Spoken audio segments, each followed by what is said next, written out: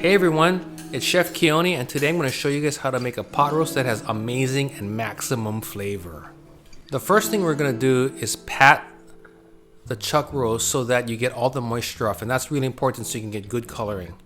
Next, we're going to season it with salt and pepper, and I really want to season this piece of beef liberally because there's a large piece and the salt and pepper is only going on the surface area. So we're going to get some salt and pepper on the top. Then we're going to flip it over, season the bottom nicely, and again I'm going to pat it just to get all that extra moisture off. And one of the things that people don't think about is the sides. I'm going to season the side and make sure that I get some salt and pepper on the side as well.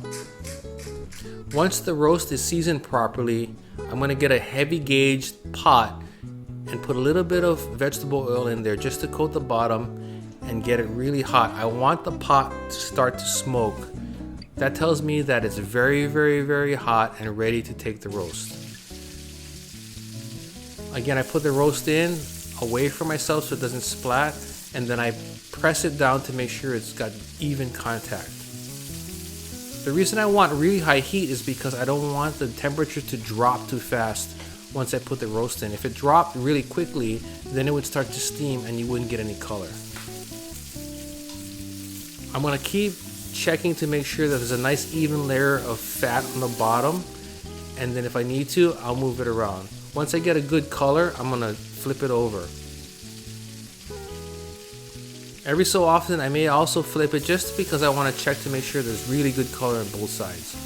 One of the things that you want to do when you're making a pot roast is also capture the sides of the roast.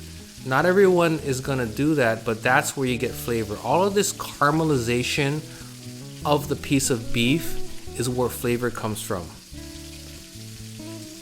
So I'm going to take the piece and I'm going to turn it on its side, and I'm actually going to make sure that I get a nice crust on not only the top and bottom, but the sides of the pot roast as well. Now I'm going to take the roast and put it in a crock pot. If you don't have a crock pot, just take the roast and put it on the side. I take the pot and then I add carrots and onions to them. Now I'm going to caramelize the carrots and onions, and it means I want to really get them golden. Again, I'm trying to develop flavor, and so the sugar and the onions and the carrots are what's going to make it delicious. Once I get that nice golden color, I'm going to add some tomato paste, and I'm going to stir that and really work it in. I'm looking for a nice sort of golden color, and I'm trying to actually caramelize the sugars that's in the tomato paste. That's a term called pincé.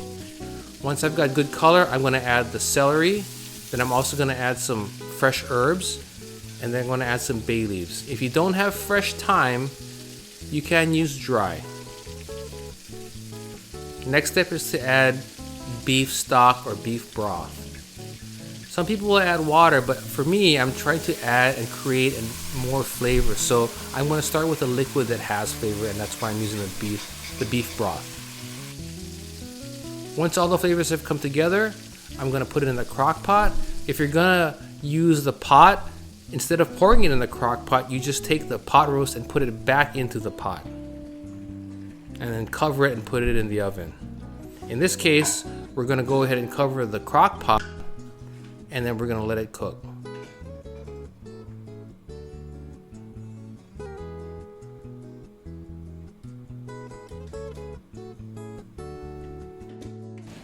So our pot roast is done here.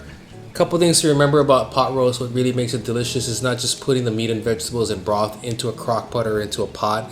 What's really important is really searing the meat to get all of that caramelization and flavor, as well as searing the vegetables and the tomato paste, because all of that really makes a huge difference in the cooking. Like slow cooking, and then remember, when I make a pot roast, I actually try to eat it the next day because you let it cook, you let it sit, and then it just completely absorbs better flavor and it just kind of matures out. I'm gonna go ahead and take a cut. One of the things that's really great about, or what's important about pot roast too, is you see the vegetables. These are the ones that we cooked with the pot roast.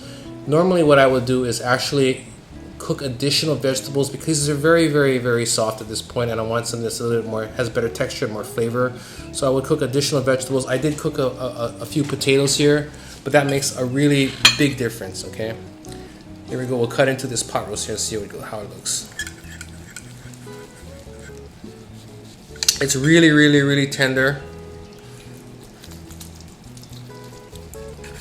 Easy to slice.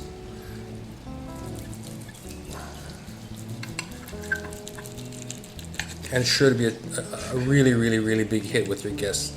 I'm gonna go and take a test taste here. We'll see how it goes. I have a plate here. We'll put a little bit of pot roast here. Some of the vegetables.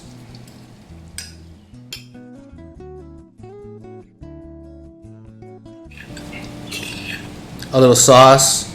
Now, one of the things that's really, really, really, I think, a big difference in, you know, okay pot roast versus super delicious pot roast is having a little bit of sea salt. This is a fleur de sel or sea salt, and it adds a great texture and a great flavor. You just a little bit to finish the dish, and then you have really, really something that's great, beautiful, and special. Look how tender that is, super tender.